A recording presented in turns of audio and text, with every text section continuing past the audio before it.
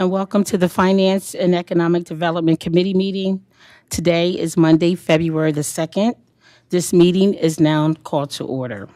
I am the chair for this meeting, Councilmember Michelle Harley for the 4th District, and at this time, I will call the roll for those members of the committee first. Vice Chair Bracy. Present. Councilmember Darby. Councilmember Alexander Hackett. Here. Councilmember Oliver. Councilmember Spadola. Here. President Congo. And Councilmember Willard. Present. Okay. At this time, we have a very short agenda on tonight and a few changes that need to be arranged on the agenda. So we have 4 items, and we are going to, at this time, we're not going to present the 4th item on the agenda, the preliminary update on the FY 2025 ACFR Annual Comprehensive Financial Report. We are not going to present that on tonight, and we're going to take the 3rd item and we are going to put that at the beginning of the agenda. So at this time, I'm going to ask that who is here to present for the review of the Expenditure Control Report update per the City Code, Section 2-36 by the Office of Management and Budget.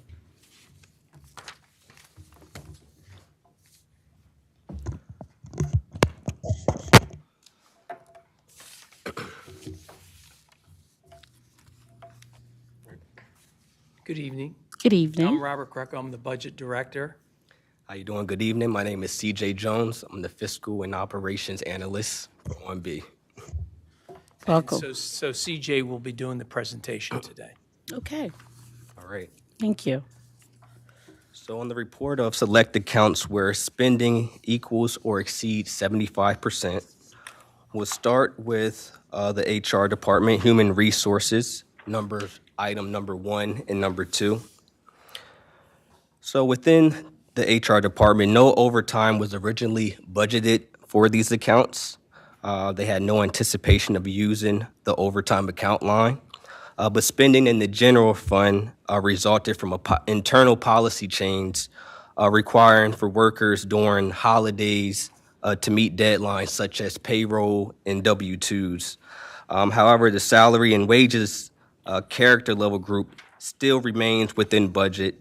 So just a small overage of $6,700 for the general fund.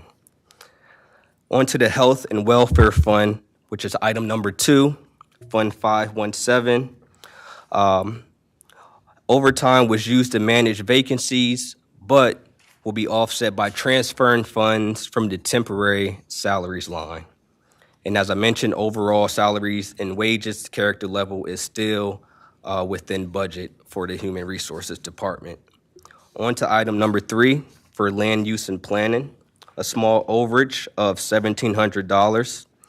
The department did not budget overtime as well for overtime. The director did authorize the expenditure to manage workloads within the department, which was short-staffed. We have contacted the department to address these overages, and as mentioned, $1,700, just a small overage right there. Excuse me for a Yes, ma'am. second. Councilmember Darby, is your hand up? Or do you want to be acknowledged? Hello. Yes. Did you want to be acknowledged or do you have a question? Yeah, I was just looking to be acknowledged that I was here. That was it. Okay, thank you. All right, you can proceed. Okay. Moving on to item number 4 for Public Works. There was no temporary salaries budgeted within the Water Sewer Fund. I think up on the screen it had overtime, so that was a typo, but it is temporary salaries. A small $151. This charge was charged to the incorrect account line using the incorrect pay code. We've notified Public Works, and we're working with finances to get that small amount moved to the correct line. Next, we have Parks and Recreation, which is items 5 and 6. The spending is driven by the goal of making city parks cleaner and safer, which require weekend maintenance, which at a premium pay rate for time and a half on Saturdays and double time on Sundays. These are seasonal accounts, and they're used primarily during the spring, summer, and fall. As we look to temporary agencies, additional manpower was used to help out to address the vacancies and also to keep up with the frequency of the weekend park upkeep. As we move on to fire, these costs, primarily in temporary salaries, were specifically for the St. Francis EMS driver training during the transition to the in-house service. No further spending is expected here this fiscal year for the temporary salaries account line. However, below for overtime, this account is trending high and is projected to exceed budget by approximately $1 million. This overage is due to the new local 1590 bargaining agreement, the transition to the 2472 schedule, and staffing shortages during the EMS implementation. Last, item number 9, we have IT, information technology. This overtime is used as an as-needed basis, specifically for system maintenance and upgrades. However, the salary and wages character level account group still remains within budget. I return the floor back to you. Okay.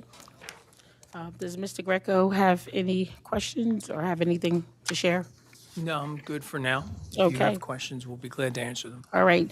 I'm going to open the floor up to council members, if any council members have any questions at this time. Anyone from the public?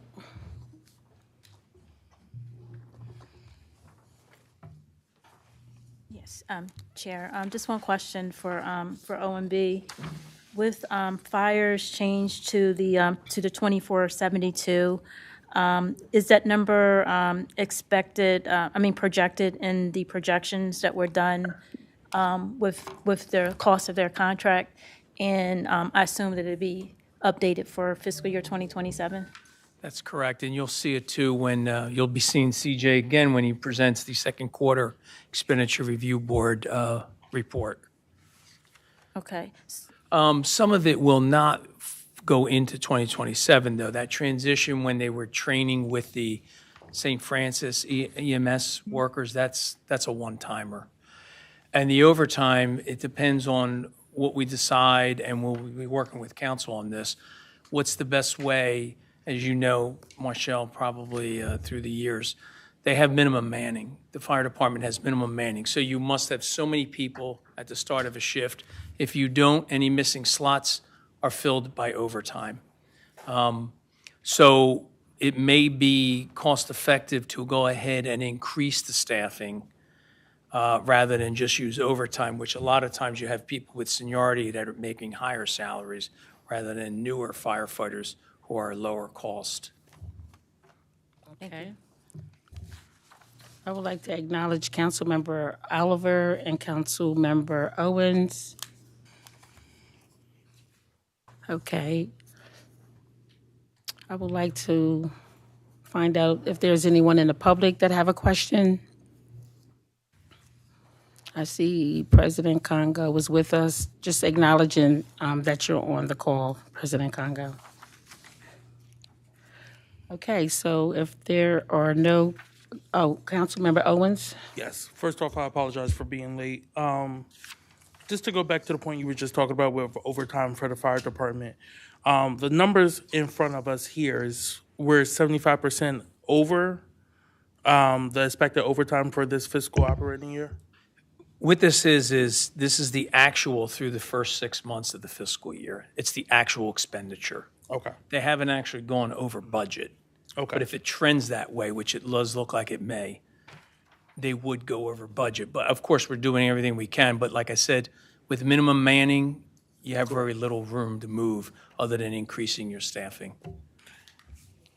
Member Owens? And just a follow up to this, not directed at OMB, but not only increasing staffing for the Wilmington Fire Department, making sure that we have full manpower at all stations, including Station 4, making sure that they have a EMS service out of that station.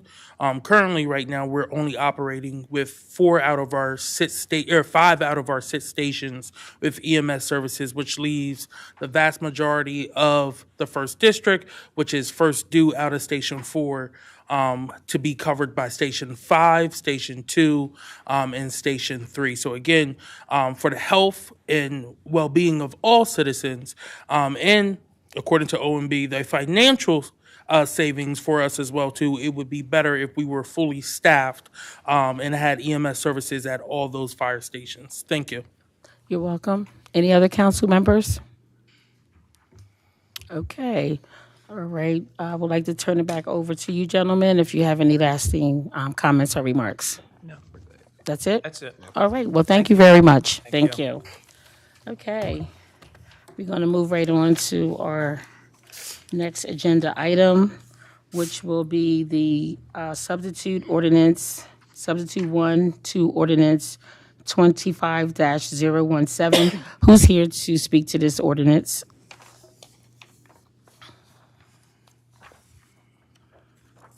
I'm so sorry. Did I hear you correctly? Is that the water shutoff legislation? Yes, yes. Yes, correct. I'm speaking to that. Okay.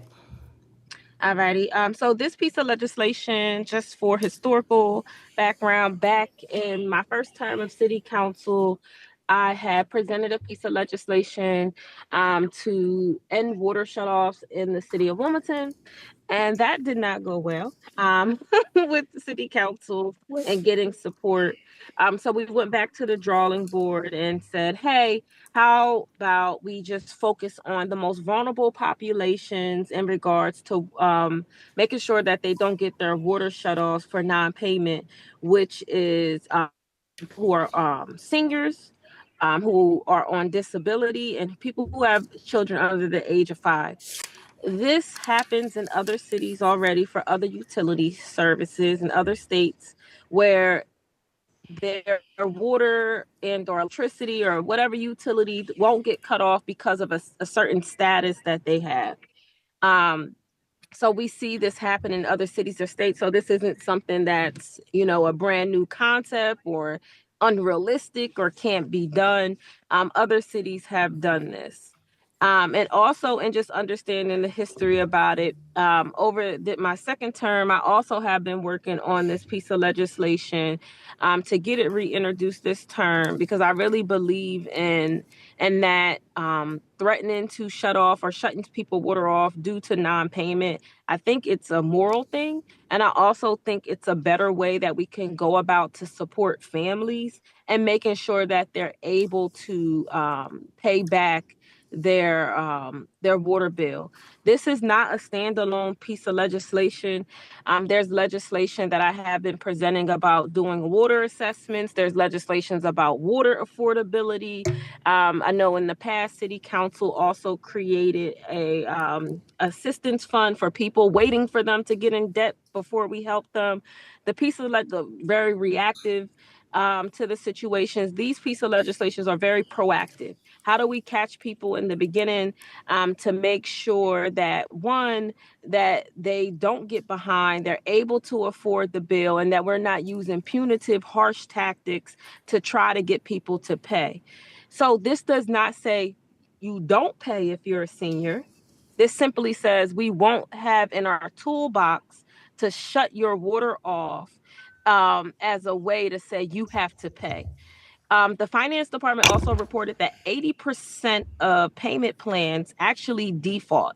So when people do get on these payment plans to try to pay their balance, the majority of people in the city are then defaulting on their payments, which then shows that it's not that people don't want to pay, because they're getting on the payment plans. They're saying, I want to pay my bill, but they cannot afford it, right? That's what the data shows. That's what the finance department has reported to us. And that's why this piece of legislation is very important, that we're protecting the most vulnerable populations, especially in the times that we're in now, where economically we have rent going up. We can't afford to live in the city because all of the development that's happening. We have Delmarva, who is asking for a rate increase. We have city council. Every year we increase your water bill, right? You have all of these things, and the most vulnerable groups of people need to be protected. So that I do have one amendment that I am going to add to the legislation tonight. I had sent out an email the end of last year to all of my council colleagues, asking them if they would be interested, and if this was a sunset on this piece of legislation, would they support it, right? So I do, I want to give people time to, I guess, talk about the legislation, but I also am going to put in a request for amendment for an 18-month sunset to be in the legislation. So I'm going to pause and see if anyone has any comments from the public or from City Council. Okay, thank you. Any members from council have any comments or questions? I would like to acknowledge Councilmember Spadola. Councilmember Willard, is your hand up? Yes. Okay. Councilmember Willard. Thank you, Madam Chair. I just want to say thank you to Councilwoman Darby. I think that, cold days like today, there's elderly people who are having trouble maneuvering around the city with the snow. There's people with a disability. It's really just highlights how vulnerable people are when the situation becomes more difficult. Like this snow is making it impossible for people with a disability to get around. And it just really highlights to me how, when you have a disability, when you're a senior, when you have a child under 5 in the house, how, it's just your ability to deal with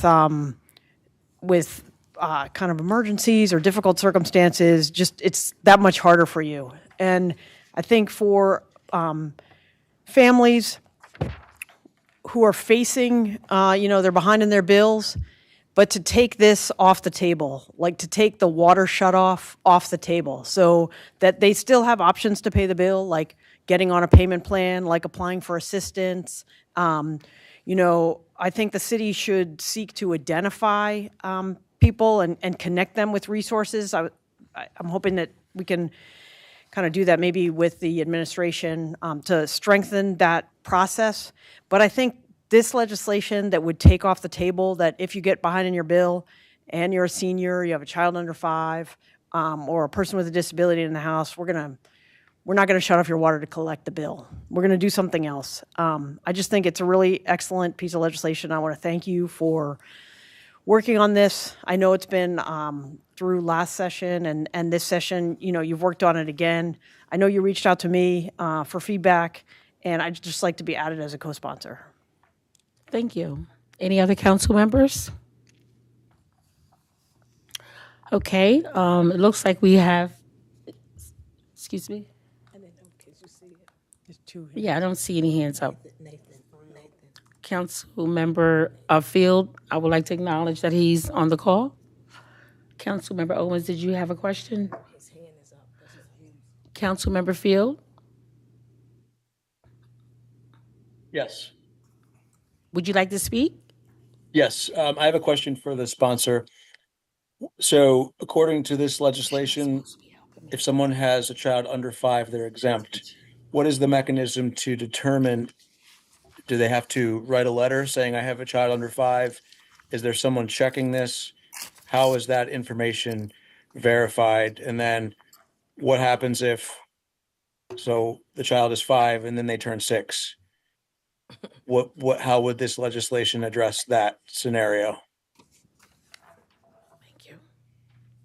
Am I able to respond, Council Chair? Yes. Yes. So the actual so other cities and states, how they do it, like in Philadelphia, you present something to prove that you have a child in your home, right? And they won't shut you off. That won't happen.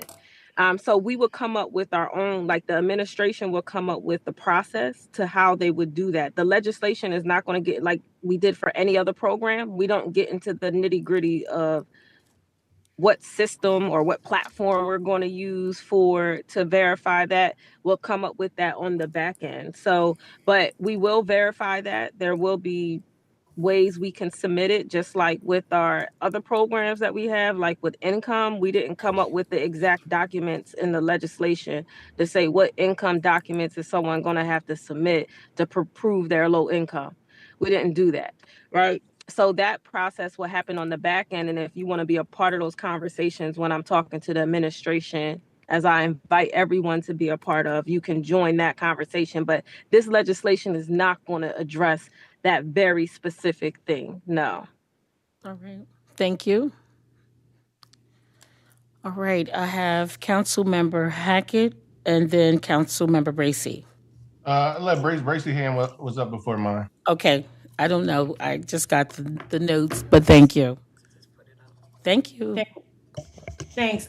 Just two things which I think you kind of already answered.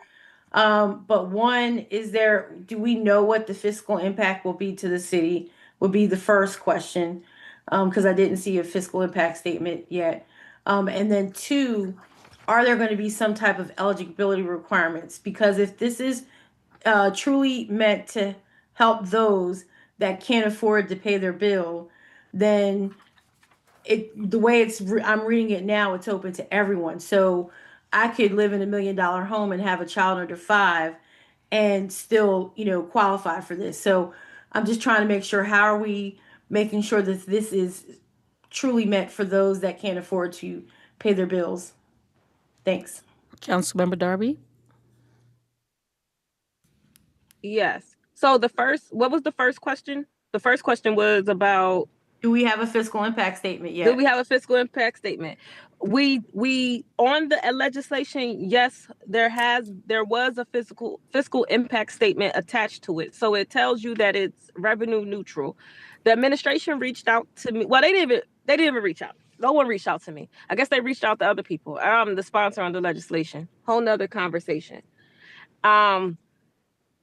So whole nother conversation, but they need to do another fiscal impact on it, because the one that law department submitted initially, I guess they're saying isn't the correct one. But this doesn't stop you from paying. There should not be a fiscal impact. This does not say we're not collecting people's money. This does not say you do not owe a bill because you are a senior. This simply states we will not use shutoffs as a tool. We will not use water shutoff as a tool for getting someone to pay, right? It's not working. 80% of people are failing on their payment plans, right? That's what the finance department reported. So that is on the administration to why they haven't submitted a new fiscal impact to me. The legislation has been available since April and they have not updated it. So I'm waiting on them to do that. And then what was the second part of your question? The second part, well, Madam Chair, do I have the floor? Yes. Okay, thanks. Second part was, there doesn't seem to be any eligibility requirements on here. So what I was saying is, if I lived in $1 million home, and I have a child under 5, then I qualify for this. So are we putting any parameters in place to ensure that this is meeting the needs of the group that we're trying to address, which is the people that can't afford? Yeah, so so someone who lives like in $1 million home might not even get a water. Why? I don't see why they would get a water shutoff notice. So this is for families who get water shutoff notices. There aren't a million. There's not many people who are in $1 million house who are saying, I'm not paying my water bill just not to pay it so that I don't get shut off. Is that what you're saying that you think people are doing? No, I'm just saying that as it stands right now, there's nothing to preclude them from doing it. I'm not saying that that's what's going to happen. But the Oh, way okay, that okay. it's written, it's nothing to prevent somebody from saying, "Hey, my water's not going to get shut off, and I'm prioritizing paying my car payment on my Mercedes this week instead of paying." I'm not saying that people are going to do that. I'm just saying the way it's written, there's nothing to prevent anybody from doing that. So it might be something to consider. Yes, yeah, thank you. It could be something to consider, but I think that's a very, I just don't think that's a high. Am I saying it can never happen? Yeah, people take advantage of every single system you can think of. But I don't think that is something to be super concerned about for us to say that we need measures against it. But I don't think that someone who lives in $1 million house in the city is going to be that vested or interested in getting in so much debt that they then get a water shut off notice. I just don't see that happening in that scenario. Mhm. Um, but I do see and understand your consideration. Can I follow up, Madam Chair? Yes, please do. Thank you. Thank you for that, sponsor. And I don't either. I just wanted to make sure that we think about all of the what if scenarios. Also, if we're taking shut off the table as a collection mechanism, what do we know what other ways the city can use to get people to pay? Because I know that getting that shut off notice gets people's attention. Even if they get on the payment plan in default, it still gets their attention. So, do we know if we have any other ways of collecting? Like, are we gonna like, if you don't pay your credit card Mm-hmm. bill at some point, it's going to affect your credit score. Like, I don't know what how we do this. If we're saying, Correct. you know, Yes. No. I can respond, Council Chair. Yes, please do. Yeah. Yes. So yes, there are other best practices for collection practices, and there are some cities, and I'm not saying we have to do it, but who do will then report their balance to like their credit agency. So instead of cutting you off, now it's going to be on your credit, right? We have some other cities who make sure they provide wraparound services to these families who are getting water shutoffs. Because when I talk to the finance department, the people who are getting water shut off, some of them are chronic households. Like they stay, they're on the list, they're off the list, they're on the list, they're on a payment plan, they're defaulting, they come up with money, they don't have the money.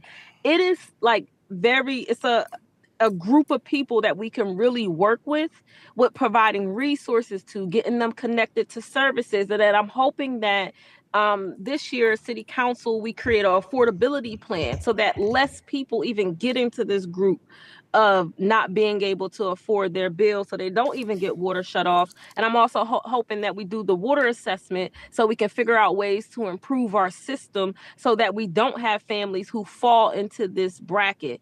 So I definitely understand everything that you're saying. So yeah. All right. Thank you, Council Member Darby. Council Member Bracy, are you good? yes. Thank you, Councilwoman Darby. All You're right. welcome. Okay, Council Member Hackett. Thank you, Madam Chair. I just think I just had two questions here. My first question is, we have our water assistance program for people that are falling behind. They get on a payment plan, and then if they can't, afford a payment plan, then that's when the shutoff comes. If we remove the shutoff, and my thought process is, how do we get people back on track? We take a mechanism for them to pay, and then if it does go to their credit, and it makes situation even worse today. And you noticed you said something that was really on my mind. How do we be proactive instead of waiting until somebody gets to a shut off or getting to having to get 3 months behind? How do we create a program at the front end? How do we create something soon as somebody is a part of our water system? They get flagged that if they do got a child that's under 5, then they automatically go into affordability rate, or or if they're a senior at the beginning, because at the end of the day, this legislation to me looks like somebody comes in, they fall behind, they're falling behind, and then we need them to pay as a city, but then we say we're not going to receive any funds from this person. or we take any other measures, like you said, maybe reporting to their credit, but that makes it worse for them and us. We might not receive any funds, and now that's on their credit report. So I just wanted to look at a situation of how can we be better as a council and create something at the forefront instead of continue to add layers of different things at the end.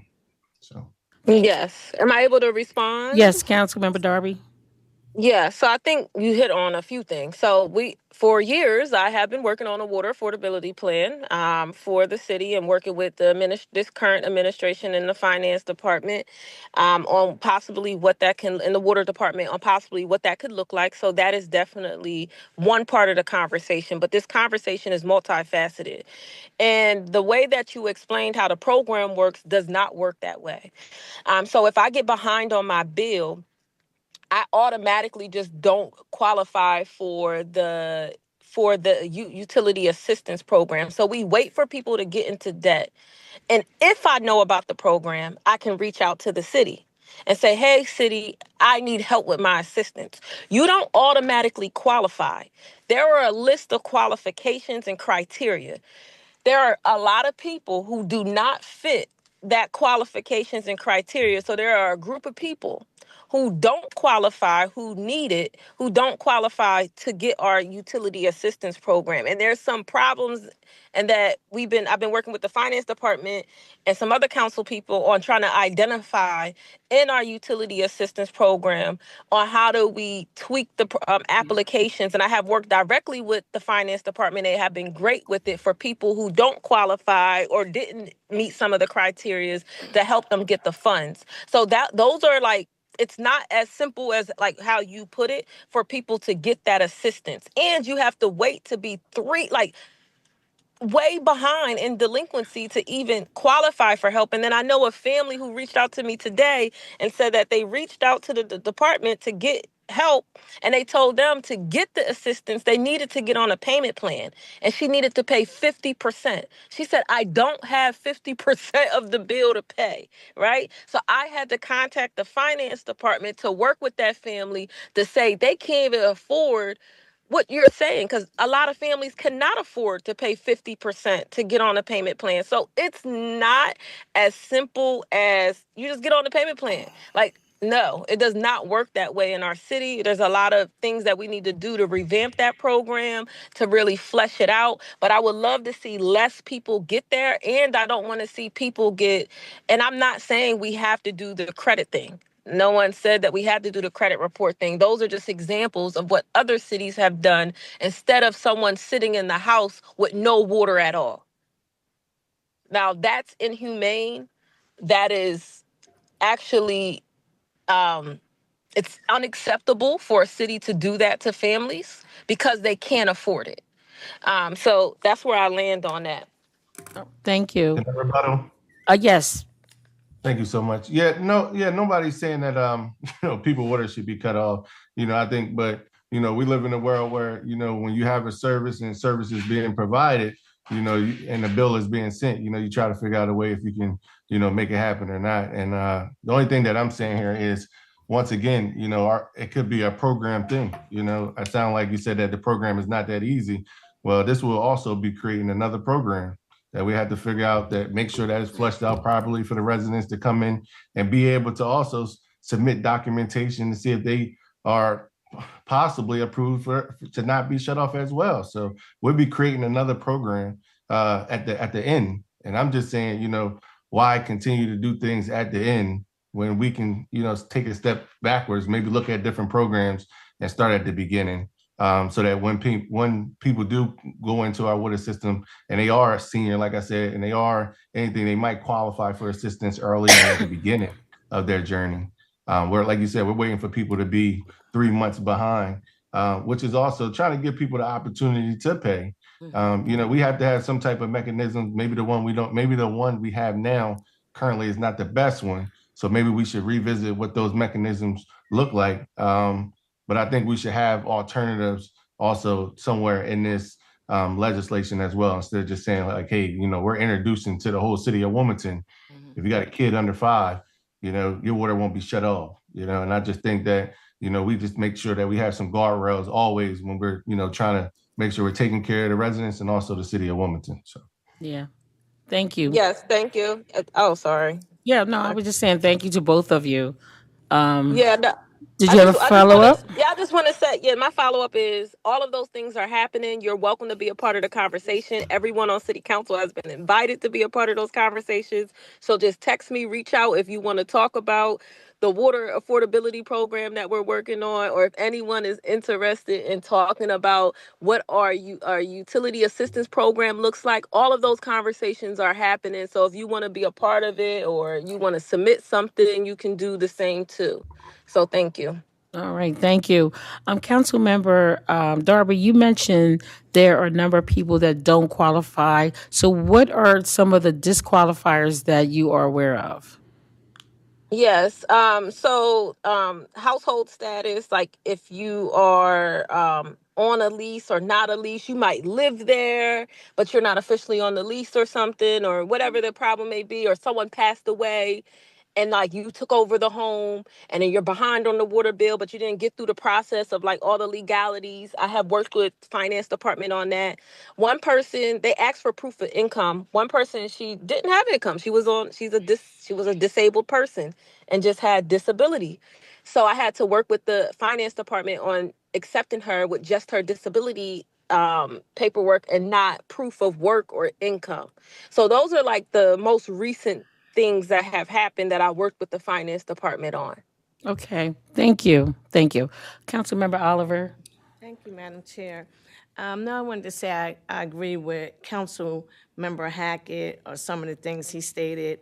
One, why would we recreate another program when this program has plenty of money? And I'm gonna tell you some of my experiences, and I'm gonna ask Brett one question.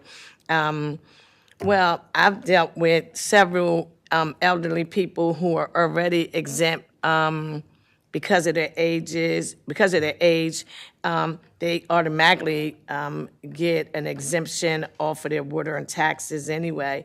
One other thing, what he stated about a kid being 5 years old. If I live next door and my child is 6, I feel some kind of way. Disabled, we already have a program that works with elderly disabled. I know in the 3rd District, every time it's a civic association, I'm constantly encouraging people to call the water department, and I've only got all kinds of raving reviews from, getting X amount of money for water. So I'm not experiencing that. I'm not saying other people aren't. Now, I did have a lady who took over the house. Her name wasn't on it. I connected her with Waleed to get her name on there. I mean, if your name is not on the deed, you can't just come in and say, I'm not on the deed, I was related. We don't have any paperwork or nothing to show that the house was left to her next of kin. But Waleed was able to assist her and get her name on it. In the meanwhile, the finance department did work with the lady, and she's okay now. So I've had a different experience, and I think it's also on council members to tell people it's water money available, it's funding in the water bill. And I had a lady, she wasn't 3 months behind. She got laid off, she's 2 months behind, and they gave her money towards her water bill. So I think it's all in the conversation. Not saying everybody's situation is not different, but Madam Chair, may I ask Mr. Brett how much money is, Mr. Taylor, how much money is still in, thank you. Sure. Director Taylor. I apologize. I don't have that number off the top of my head. I can certainly get it to you. Last time we were looking, I think it was closer to $200,000. Right. Yeah. So there was still money available with that. And it gets regenerated, and it gets carried over, and then it gets regenerated at the beginning of each fiscal year. So it's two. Just a couple other observations. Go ahead. Right, good.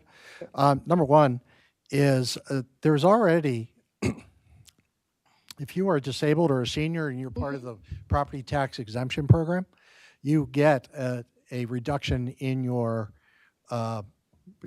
facilities charges and the rate structure for the water consumption. So already there's some pieces of that built in. We've got the UPAP program, which we've just been discussing. We are constantly looking at rate affordability in terms of the rate when we start doing the rate setting for the next fiscal year. Those are ongoing discussions. With respect to people getting behind, we are beginning to see that the accounts receivable is actually going up. It had been trending down. We are this year in 2026 focusing on going out and doing more. We're going to run a campaign in the spring, encouraging people to call the City of Wilmington to get on a payment plan and talk about penalty and interest relief, just like we did back in 22. If you recall, back 2021, 2022, we actually exceeded our guidelines with respect to revenue coming in. It was because we were running a campaign. I think those kind of communication campaigns are going to be really important. Use the programs that we currently have. Last piece on the legislation is that we have no way of understanding or had data on the demographics of who has a child under 5. So with that respect, it's going to be an opt-in program as opposed to an automatic, we don't know that you have a child under 5. Therefore, you're going to have to let us know. And that may be triggered by a water disconnection notice. The last thing is that I don't have the stats available to me. I will get them to you about where our current water shutoffs are. We have not done a water disconnection list for a couple months. In fact, we have been backing off on that because we're implementing a new financial system. And we wanted to make sure that the financial system had the right information before we accuse somebody of not paying, right?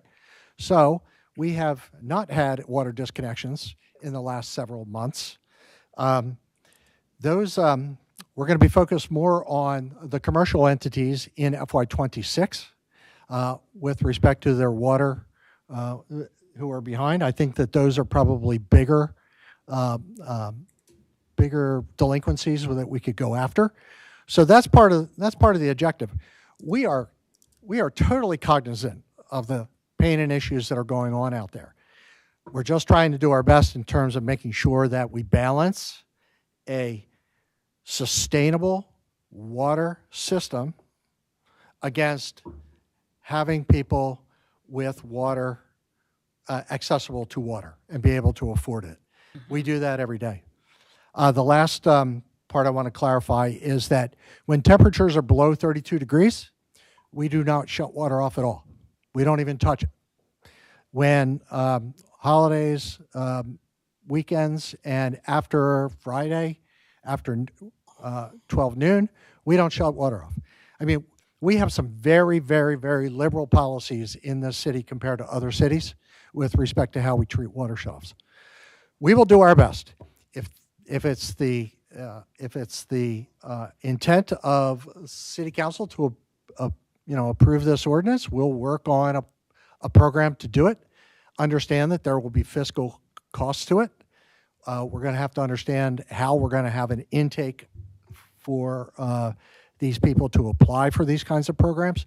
So we need to talk about that. That's why the fiscal note was so important, to make sure that we had accurate fiscal note. There's my question. Thank you, Councilmember Oliver. Yeah, may I Follow up? Yes. Okay, let me follow up. Thank you. I wanted to say thank you for that clarity. And, I didn't mention, I had 2 young ladies who live over Wilm Hicks Anderson that you helped out for me. And I appreciate that. I didn't mention that, who had some issues with their water bill, but they left me a message, and I was able to call and speak to the lady downstairs, and they were both able to come in and receive assistance. But with that being said, thanks for the clarity. I'm not going to keep reiterating myself. Thanks a lot. Thank you. Councilmember Wheeler. Sure. I think Councilman Hackett. Councilmember Hackett. Yeah, this is just real quick. So thank you, Madam Chair, for allowing me to speak. I just want to piggyback what Councilwoman Oliver said. As 13 council members, I think it's our job to also, look at all the programs that this, great city has and continue to be the voice and vocal to all our residents to make sure that they know that it's out there and that they have the opportunity if they have to sign up to see if they are eligible to be a part of any kind of program. We need to be at the forefront to make sure that they know the programs are there. So she hit it right on the nose that, we got to get out there, be the front liners and make sure that, because I think, council and the city is doing some great things. But, at the end of the day, if we're not voicing them, we're not letting, people know what's out there and we're the, first line to the people, then, it's kind of like a disservice. So I think we need to go out there and look at our programs and make sure that we're pushing them heavily so that our residents have everything that they need to be equipped so that they don't, go through the different things that they go through in the city. Thank you. Director Taylor, I think you said that the finance department is going to be doing a campaign to let the residents know about the payment plan. Yes. Okay, in the month of April, did you say? We're working on it now. I just had a meeting this week with Beasley Media Group, who is contracted with the Department of Public Works. We're talking about laying out a campaign for notifying citizens that it's out there. The payment plan. And then my other question is the 80% still the target number of residents that fall off the payment plan? I think it's closer to 70, but yeah, 70. it's high. Yeah. And have we done any analysis to determine like what are the reasons that people are not sticking with the plans? That would require us taking a poll of people who have not paid. We have not done that. We'd have to probably talk to them personally about what their circumstances are for that. I'll give you one example that's kind of interesting. We had an individual who would not pay, come up with a balance, a large balance, then come to the UPAP program. We would give them the money, but would also put them on a payment agreement, but would go in default on the payment agreement because they know that they can apply 12 months later for a new UPAP subsidy. Okay. So there's ways that people know the system and will, but we've continued. I think our regulation is that you can have 3 utility assistance subsidies within a 10-year period. So this person's going to get to the point where we're not going to be able to offer payment agreements anymore because of the high default rates. Okay. All right. Councilmember Willer and then Councilmember Owens. Thank you, Madam Chair. So I really want to thank you, Director Taylor, for your willingness to implement this program, and for you saying that you could do it. It would be possible. It would have an impact, but that you would implement the program. And I think that we're talking about different programs that exist. It's really important to understand that there is no program that says your water won't be shut off. Like the program that if you're a senior, you can get a lower rate. That applies to, seniors. They can get a lower rate if they're a senior. The program for a person with a disability, it applies if you know about it and you opt into that program. And then the payment plan, I just know from people that have called me, the criteria for getting into the payment plan is all over the map. Some people, there's a written policy that says you can put down 5% or 10%, but then when you call 311, you're asked to put down 50%. And some people just don't have the $1,500 to get into the payment plan. So I think part of the reason why the payment, why there's still money and it looks like it hasn't been utilized is also because utilization is impacted by how the program is implemented. So I think that's just something that we want to take a look at and make sure that as many people as possible can access those funds who need it. And then another thing that I wanted to ask is just you haven't been doing shutoffs, for the last 6 months or something like that since you implemented the new Encuesta program. And I know there's a concern of some of the council members here that people, if there's no shutoffs, people are just going to suddenly stop paying the water bill. Have you found that? Have you found that, has there been any fiscal impact as a result of, basically you've done like a water shutoff moratorium for the last 6 months. Have you noticed any fiscal impact in terms of people like stopping paying the water bill? Sure we have. Our accounts receivable list has gone from last year it was $19 million. It's now 25.7. almost 24/7 for FY '25. So in '24 it was 19. It went up to 25. We're anticipating that we're going to have another hit this year. There's also the pressure of property taxes, and everybody's trying to figure out what they want to, where they can pay, right? What bills to pay, right?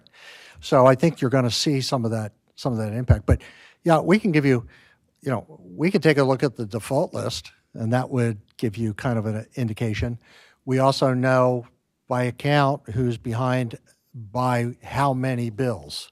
So you can compare one month to another and see who's not paying. Like who got behind in the last 6 months? Like who discovered there was no shut off and like got behind Well, in the last 6 months? it's not a matter of, if we're not shutting off, that's still no reason not to pay your bill.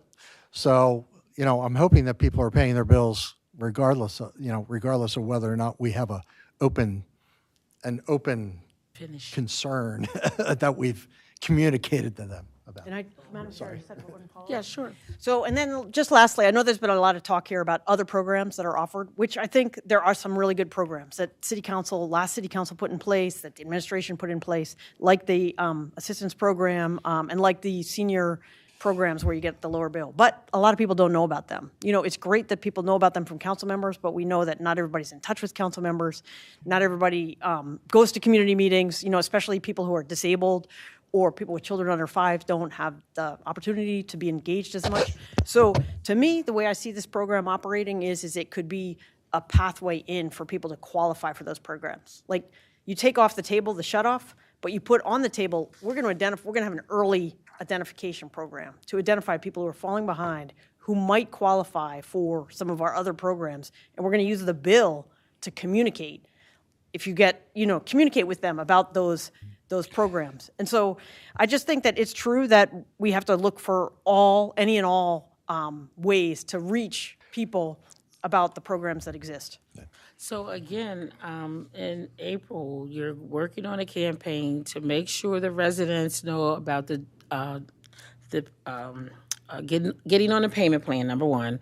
My question is this: are you also going to let them know about the utility assistance program? Well, that's going to be part of the campaign. That's part of the campaign. All of it's going to be part of the campaign. Penalty and interest, payment agreements, UAPA. So are we going to put those in the bills? So if, that information, because as it has been mentioned, some people don't go to civic association meetings and maybe they didn't hear by way of someone in the community. So putting that information in the water bill, at least we can say that, people are getting the information. So I just wanted to mention that as it relates to making sure that. Actually, it's in the water bill now. It's already in the water bill, so I'm not sure why they wouldn't know about it then. But Stephanie. Hi there. Hi, how you doing? So Deputy Stephanie Mergler, Deputy Chief of Staff. I just wanted to mention as well that we worked with Councilwoman McCoy in 2024 to revise our policy for when we initiate a shutoff. And so I'll just read out the length of time that we give for delinquency notices as part of this policy. You speak up a little, I'm sorry. Oh, absolutely. So they can hear you, I can hear you. Absolutely. Let me make sure this is on. Upon delinquency, the owner of the account will receive a delinquency notice by certified mail for each 30 days of delinquency for 6 months. After 6 months of delinquency, the owner will be sent a shut-off notice requiring them to pay within 5 days or the water will be turned off. On day 180, a door hanger will be placed on the property indicating that the water will be shut off in 5 days if no payment is made. So essentially, we're giving 180 days notice and what Councilwoman McCoy wanted us to kind of build in there was a notice structure to allow people to really have time to know that they were behind on their bill and be able to work with us during that time frame. So I just wanted to make sure that everybody is aware that we also extended this policy and that we worked together with council to pass this policy to ensure that we're giving people plenty of notice before they end up on the shut-off list. Okay, so thank you, Stephanie. You said in 2024, is this what we're doing right now? Nope, it passed already, and yes, this is the current policy. Yeah, I know the policy passed, but I wanted to make sure that we actually implemented it. That's what I was asking. To the extent that we can, yes, but we've been holding off on the actual disconnection letters and whatnot because of the moratorium. Okay. So we're going even a step farther by not doing the shutoffs at all currently. But yes, if we were doing shutoffs currently, we would be doing the 180-day notice. Okay. All right. Thank you. I know Councilmember Owens and then Councilmember Oliver. Thank you for the council chair. How many residents are currently would be in that window, and how much do you have to owe in order to get a water shut off currently? Well, you have to be behind at least 90 days. We've set outside 160 days, right? 180 days. We've got about, last time I really looked at this hard was about 4,600 residents. That's out of 36,000 customers that are significantly behind. Okay. And when I say significantly, I'm talking about $1,000 or more. Okay. And let me ask you this. What is the threshold for commercial cutoffs? There is no threshold for commercial cutoffs. Now, commercial cutoffs are really complicated. I'll give you a couple examples. You may have the mom and pop shop, right? Which is an easy one because you can give a water disconnection notice and you have one turnoff. It affects that one shop. You have a multiplex retail that's being managed by a property management company. Okay, say we shut it off. We shut down 6, 7 businesses at the same time. That has an economic impact. You go to a large office building, ones that are particularly like JP Morgan or the Manufacturers Hanover building, you'll want to 1200 Orange Street or 1200 12th Street. You shut that off, you've shut off a pretty significant amount of your economic. I mean, one day is millions of dollars for a lot of these places. If you have a low-income housing apartment, right, we don't touch them.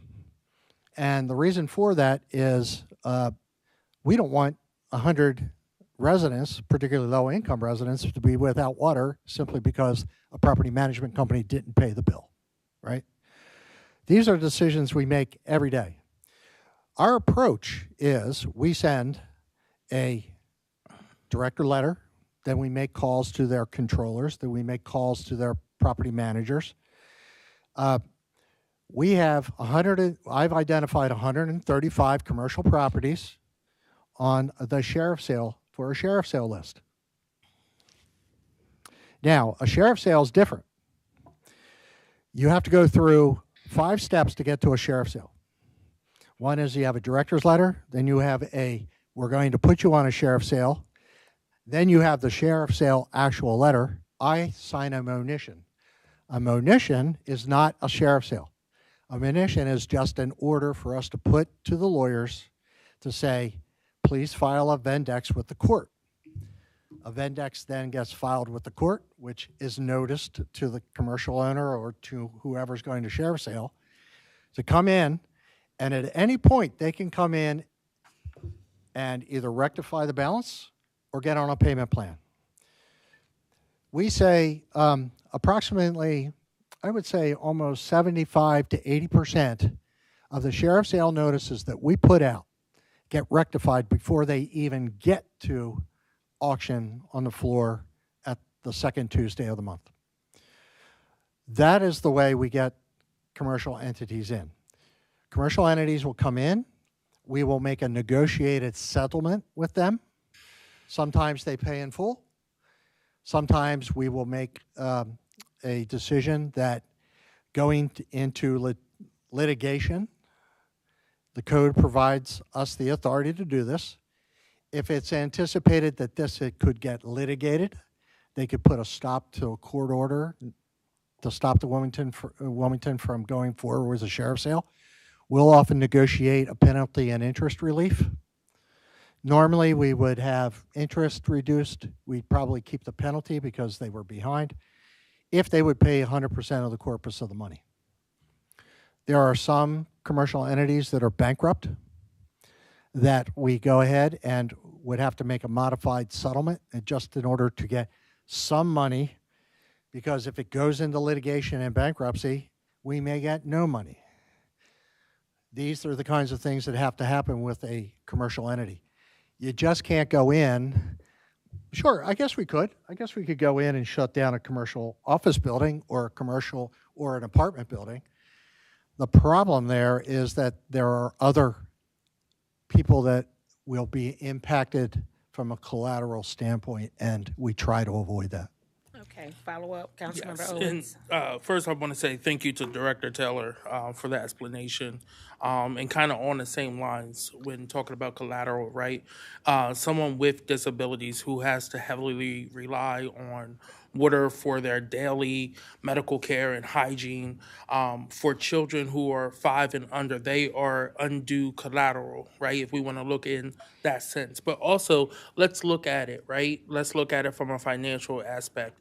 That one commercial building that may be downtown across from Rodney Square that owed hundreds of thousands of dollars does not equal the same amount of the 4,600 individuals who currently owe us money. So what we're saying is, because they're a commercial entity, right, it's okay if they don't pay their water bills, but for residents who are already struggling, who over the last 5 fiscal operating years, right, we've increased, the city of Wilmington has increased water and sewer by 25%, which is an average of 1613 per month, which is an average of 193.50 per year.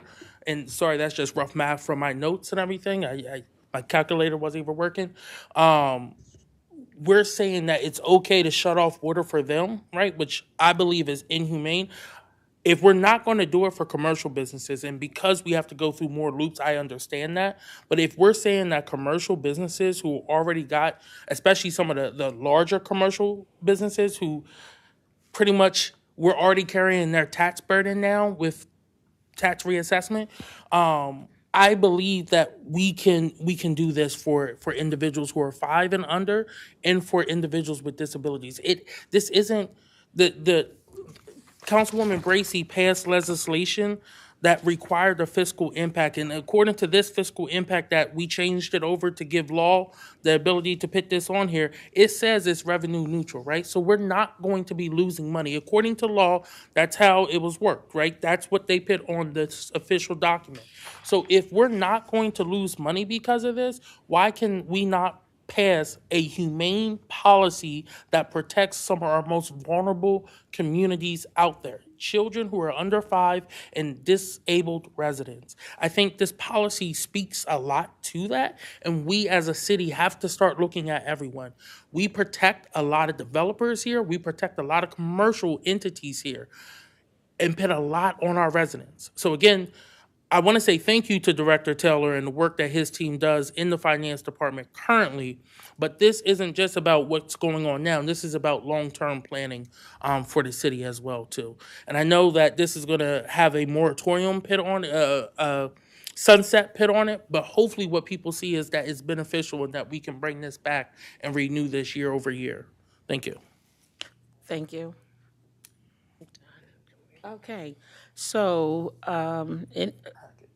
Councilmember Hackett. Councilmember Hackett, is your hand up? No, I'm fine. I'm fine. Sorry about that. Okay, that's okay. I have one last question for Councilmember Darby. She mentioned that in some other cities that they're doing this. And so I would wonder, and I would like to know, what is their processes, and if there is any way that we could possibly understand how this is working in terms of processes, in terms of eligibility, because they have to have some kind of guardrails in terms of just having a policy, no shut-off. So I'm sure that these municipalities have something in place. So I'm just asking if we could possibly get that information to understand how some of these other municipalities are doing that.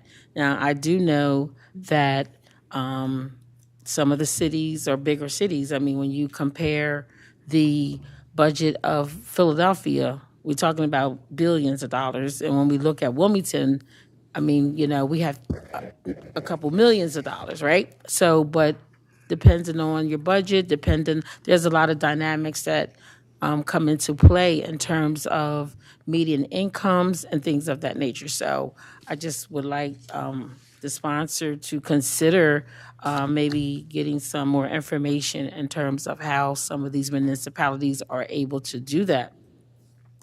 And then my other question to you, Director, is this. If you are a senior and a person that's disabled that's already getting a discount, are they also able to qualify for the utility assistance program? If they meet the income thresholds, which have been discussed many times, we've increased it to 200% of the median income for a family of four or a single individual, depending on your status. If it's a multiple, if there's more than two people in the, we consider it to be kind of the family of four. If they meet the income threshold, right? If they own their home, if they, I think those were really the only two that were there. Okay. Right. So they would be eligible for that if they meet the income threshold. Okay, yeah, because I did hear that there was someone that's handicapped. So when we do this campaign, we are definitely making sure that all demographics that can get a discount are aware they're disabled, I'm sorry, seniors, all the information that a resident would need to know as it relates to a utility assistance. We're going to make sure that they have all the information. Well, it'll be mail, email, digital marketing. We're not going to go solely digital. There will be some people don't have access to computers and whatnot. We'll make sure that gets socialized that way. Okay, Madam Chair, thank may I you. ask my last question? Sure, Councilmember I have a Hart. question, Madam Chair. Oliver and then Hackett. Now, is this going to make a statement to give kudos to Councilman McCoy? Because I've been receiving that literature in my water bill for quite a while. So I'm wondering why you're not saying that, it's been in my water bill about the utility assistance. This is not no brand new piece of literature that's coming out.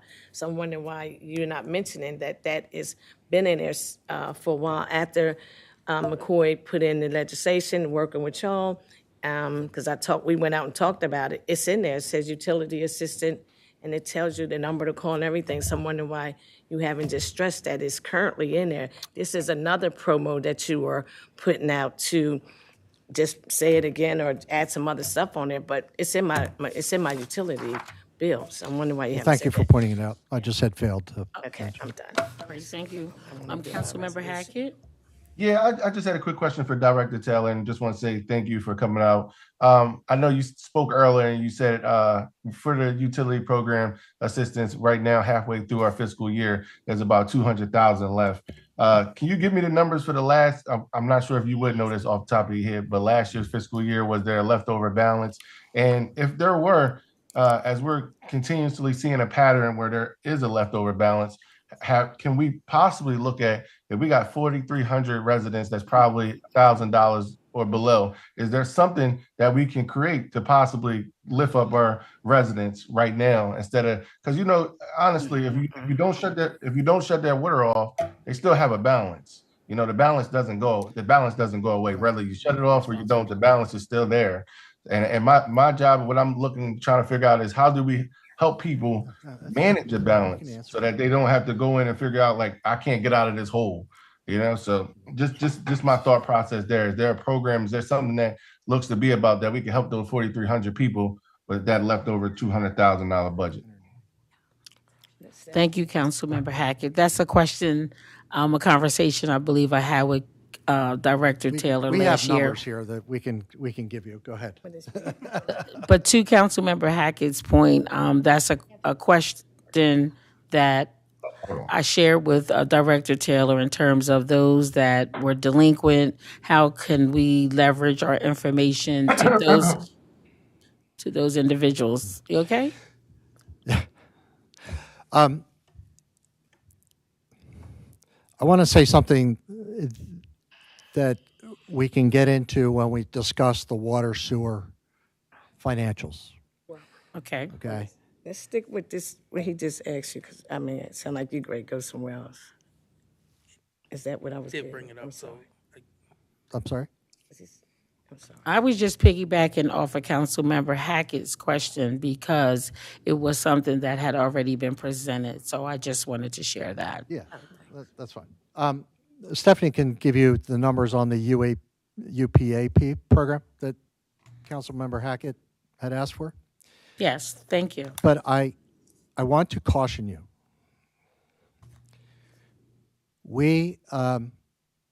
We're going to have pressure on the water sewer fund in the next several years. And we have to make sure that we have a sustainable water sewer fund.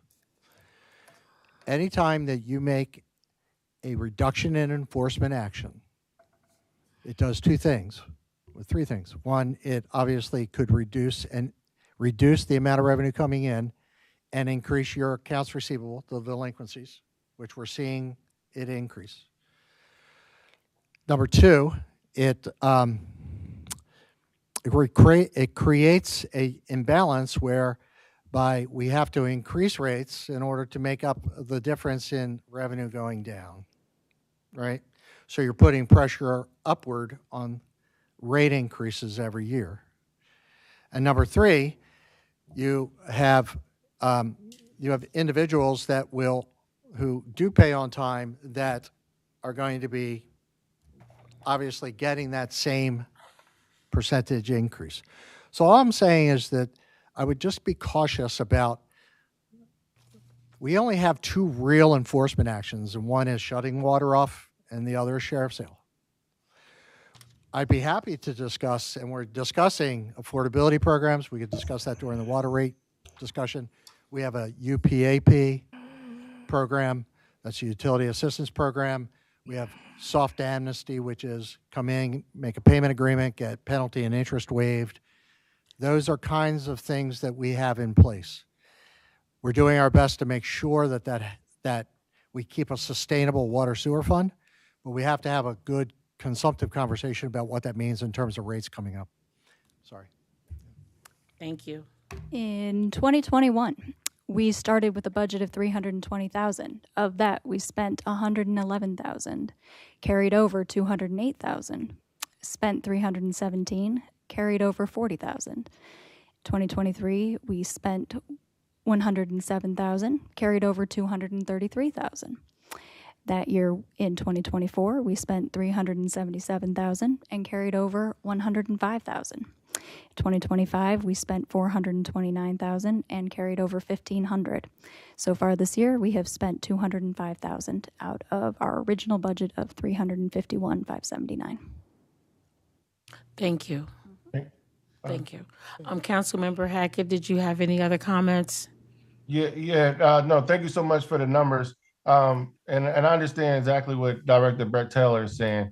But we're just looking at a situation where, if people are falling behind, and I'm pretty sure, we talked about it and we sat down and we talked about, there's also a percentage of that gets written off as well. And I just want to make sure that we're consistently trying to be fair to the residents in our city.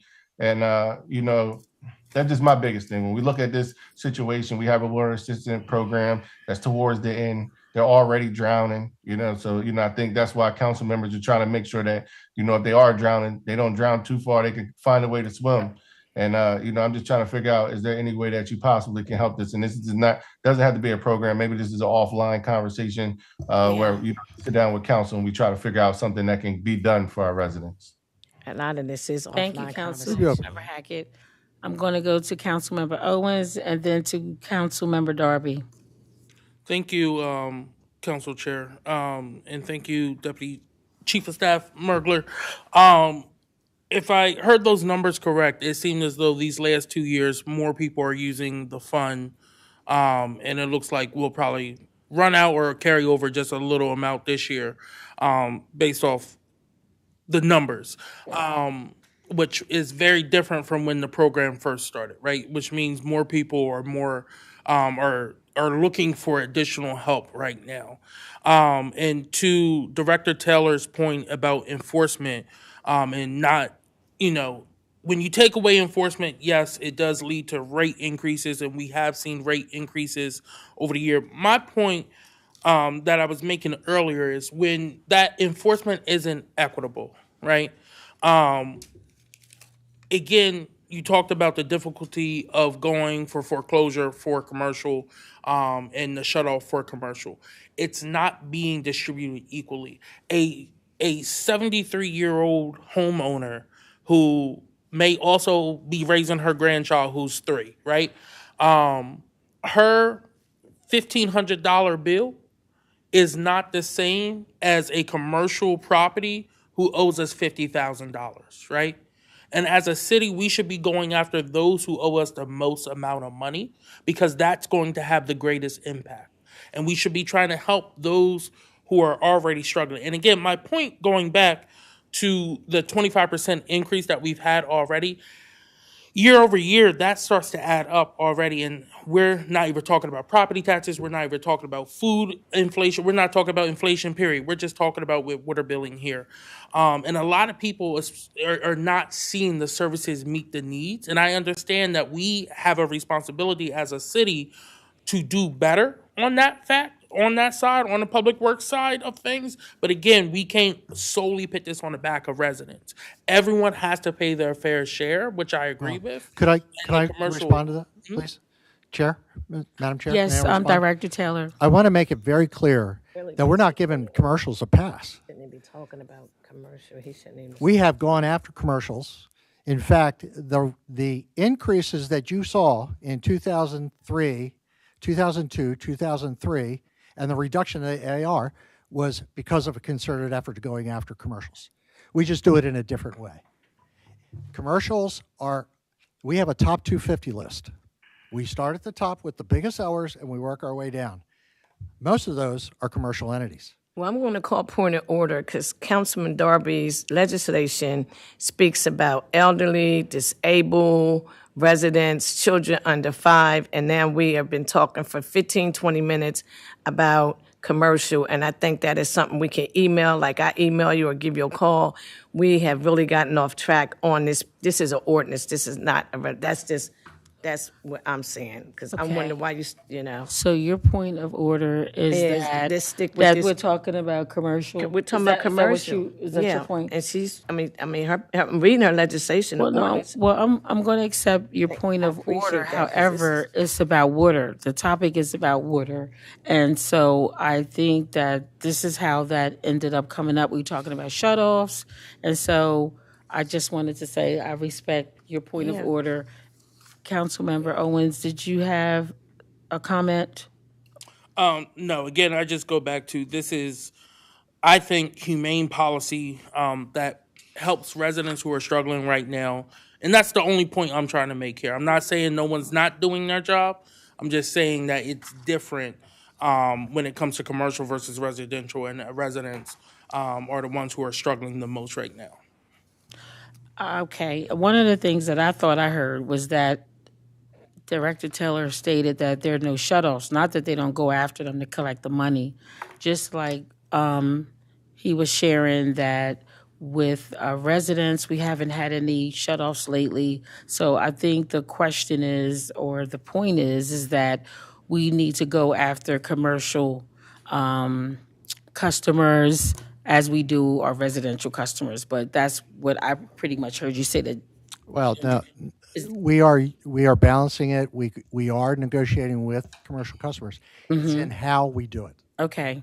Well, thanks for the clarity, because I think it's important that we all. I mean, we can certainly shut off commercial entities, but there's some effects that we're going to have to deal with at that point. Okay. The residents. We'd be happy to show you how many residents we've actually shut off. Out of the 4,000,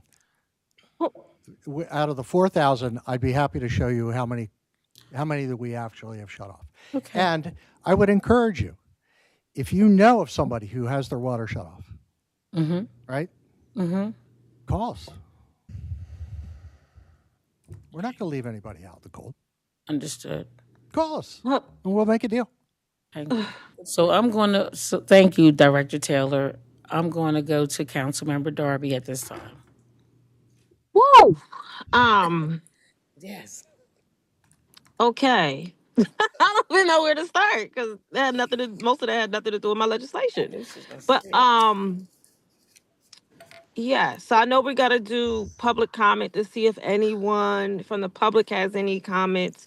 But this legislation is simply about ending water shutoffs for vulnerable households in Wilmington, right? Yes.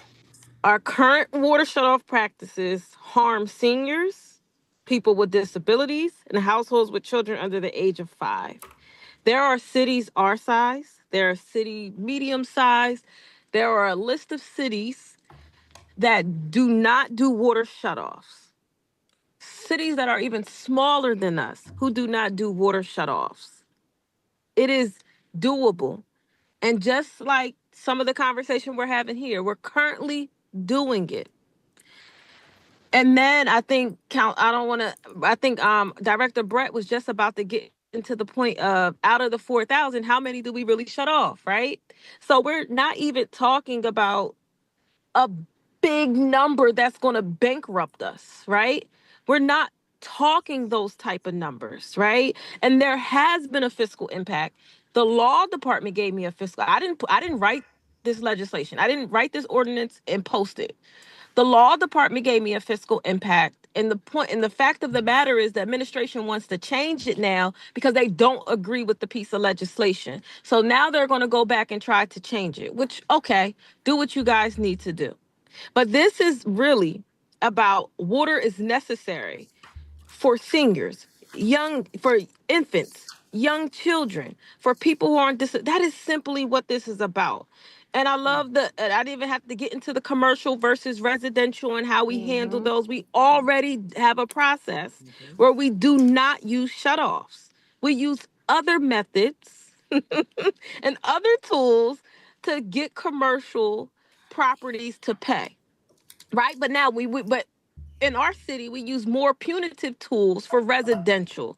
When we look at the money and the cost analysis, it's not even as much as commercial. So water shutoffs do not resolve affordability challenges. I'm not talking about that. That's another conversation. That conversation has been happening. I want to say thank you to Director Brett Taylor, because we have been in many conversations talking about what's on the water bill, what needs to be marketed, what does affordability look like. And anybody I reached out to you for, you have been helpful. That is all true. So this legislation is about ending water shutoffs for seniors, disabled residents, and households. And y'all went all the way left. So we can open it up for comments now. Well, no, once I make sure no other council members have any other questions, I got the names of those that are in the public. I have their names. So, That's why meetings are long. It's not the public, it's council. well, the committee, Okay. I just wanted to share, this is where we debate, this is where we ask questions, this is where we get answers.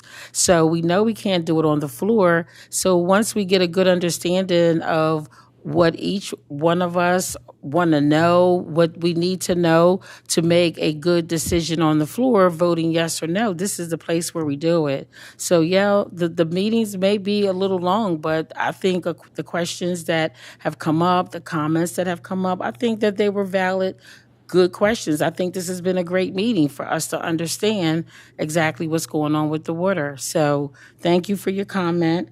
And with that, is there any other council members that have any questions before I go to the public? Okay. About this legislation. Pardon me?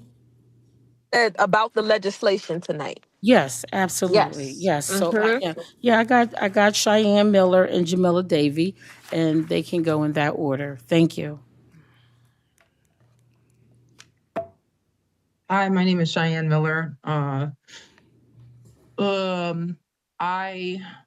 really hope that we will see council support this legislation. I know that you're not going to take a vote tonight on the bill, but when you do take a vote on it, I hope that we see everyone in support of it.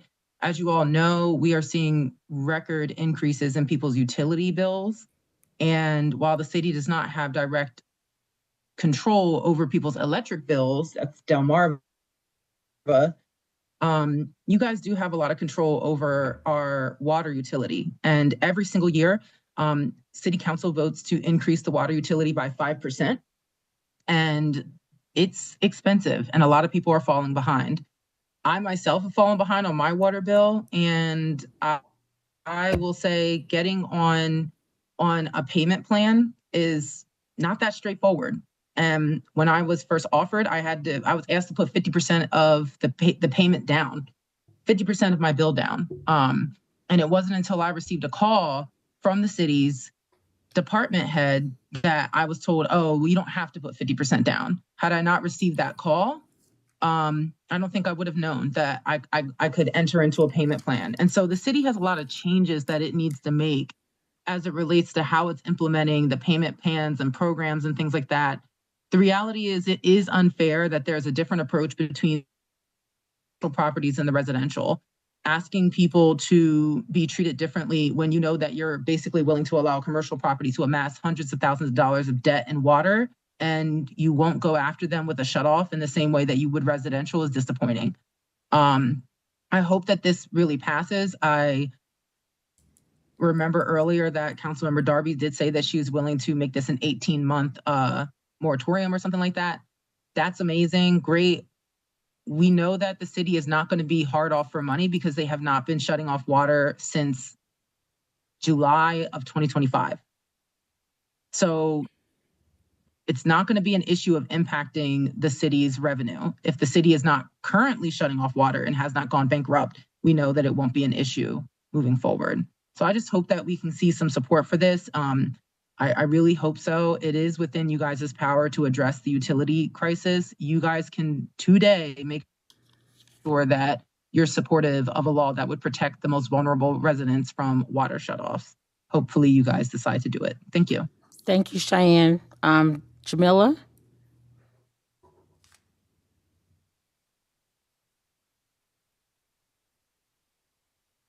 Pardon me? Okay, thank you. All right. It looks like we don't have anyone else on the in the public that have any questions online. Anyone in the room from the public have any questions? Okay. All right. Well, I think this was a good discussion. As I said, it's very important. Clearly, we can see that there is a lot of questions and concerns about it, and so I think we made some valuable time here tonight getting these questions answered by the people that are managing our water system. So with that, I don't have any other questions, and so we are going to go to our next item on the agenda, and I want to thank... I have to close out on my legislation and I have to do the amendment. Okay. All right. All right, sure. Well, thank you, Yes. Director Taylor and Stephanie, for your time. Thank you so much. All right, Councilmember Darby. Yes, as mentioned before, as the sponsor for the legislation, that there will be an amendment that I talked to about with council members in regards to adding a 18-month moratorium on the water shutoff program for us to be able to collect the data during this time and to get a report at the end of the 18 months and then see if we're going to renew it or not. So I am making an official amendment. Okay, thank you. All right, is that all you have? Is that all you have, Councilmember Darby? Yes, I am. I'm making an official amendment. I think Marcel's saying something to you. Okay. Yeah, Chair, someone needs to second the motion. Second.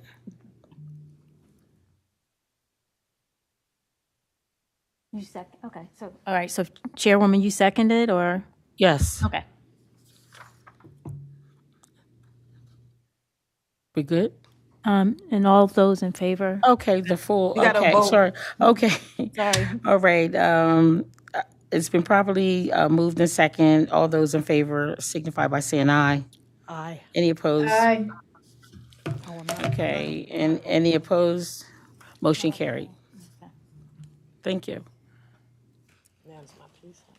Okay, so thank you, Councilmember Darby. We already got that out of the way. Now we have one more item on the agenda, which is a resolution requesting an economic development conference. And who's here to speak to that legislation? Yeah, thank you, Madam Chair. Wow. Okay. This is a resolution. Respectfully request that the administration collaborate with the Office of Economic Development to plan and execute an economic development conference to attract and retain some investors in the city of Wilmington.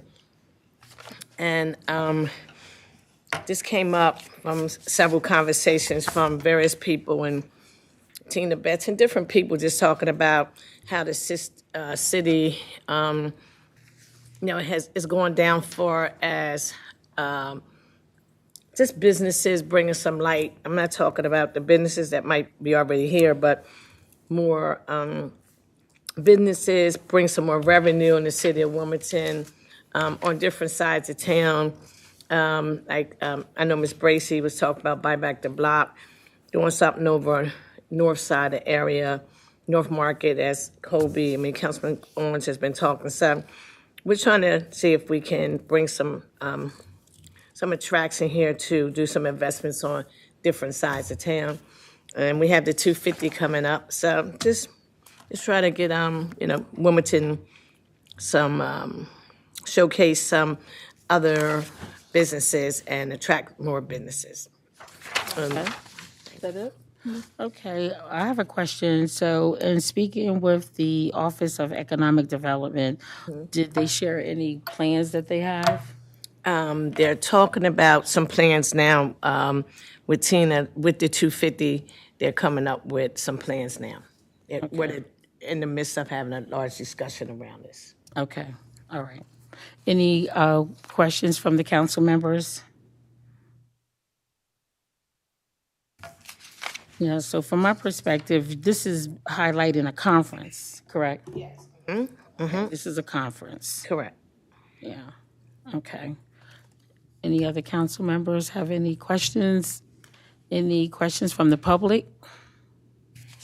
Okay, I'll turn it back over to you, Councilmember Oliver. Nope, that'll be all. That's it? Yep, thank you. Okay, all right. Well, that concludes our meeting for this evening. I want to thank all the council members that shared, that asked questions, and was a part of the discussion, the robust discussion on today.